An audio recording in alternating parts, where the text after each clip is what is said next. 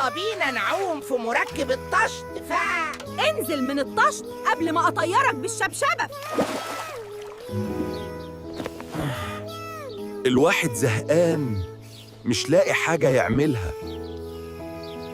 أيوة يا ابني، روح هات سباك قبل ما البيت يعوم. سباك ايه وانا موجود؟ سيبيه لي يا مياو. ولا يهمك يا ماما، لفة مفك واحدة والحنفية ترجع زي الفل. يا نهار أزرق، الحنفية اتكسرت يا خراب بيتي، غروقت المطبخ يا مياو. يلا بينا نعوم في مركب الطشت. انزل من الطشت قبل ما أطيرك بالشبشبة. لو عاوز تشوف القط مياو كمل المصيبة دي ازاي، دوس لايك وشير واكتب له في الكومنتات كفاية شقاوة يا مياو.